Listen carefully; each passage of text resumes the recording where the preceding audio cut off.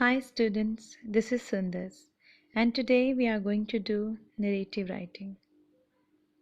Let's find out what is narrative writing. A narrative writing is just like a story writing. In narrative writing, a writer tells a story about something that actually happened, might have happened, or might happen in the future.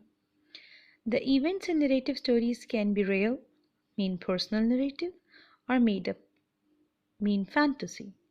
Personal narratives are a form of writing in which the writer relates or tells one event or incident or experience from his real life. Personal narratives allows the reader to share his life with others while he experiences different things.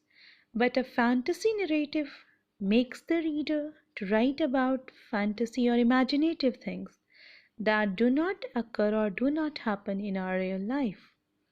So this is the difference between personal narrative and a fantasy. Let's discuss features of narrative writing. Beta, stories usually have the following features. First, characters. The characters are the people in a story. Now it depends on the writer how many characters he or she involves. And while describing about characters, a writer tells what is going to happen to them in the story. Setting. The setting tells us when and where the story takes place. It tells about the time and place where that story is taking place. Then comes plot. The plot tells what happens in the story and the order that it happens in. A plot involves three main things. First is opening. Opening, you are very familiar with this.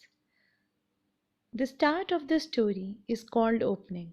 The opening should catch the reader's attention and make them want to carry on reading. A catchy lead or a catchy opening can attract the reader in a great deal. Secondly comes the middle. The events in the middle of the story might include a build-up to a problem. A build-up to a problem. All those incidents or events or things that are the main reason behind or create a problem. Main problem of the story and what were the causes of those problems, okay, are included in a build up to a problem. And then you have to describe the problem itself and how it is resolved or how it is solved. After that comes ending. Ending is as important as reading. This explains that what happens to the characters next and describe what they have learned. You know that every story mostly ends with a lesson, with a note that tells, or with a thing that tells what they have learned at the end after going through all that experience, what they have learned. So in the end they describe what they have learned. These are the features of narrative writing. Well, now I'll explain what I want you to do. Students, you have to write down a story about a person who was infected by a virus during an epidemic and kept it a secret that caused his family a great trouble. Story of a person who was infected by a virus and he actually hid that from his family. In this story, you may include who was that person. You have to write whether it was a boy or girl, a child, a student, a father, a mother, a man, a woman, whatever that person was. Introduction of the person, and that includes his age, name, gender, all these things. Secondly, you have to tell how she or he caught that virus. Like what happened, what led him or what caused him to catch that virus. What was that thing? You have to describe, you have to tell. Maybe he had traveled abroad or he had met a person who was infected by that virus, or he went to a hospital where from where he caught a virus. So you have to tell how that person or that character caught that virus. This is very important. Two main things: who was that person, introduction of that person, age, name, gender, how he or she caught that virus.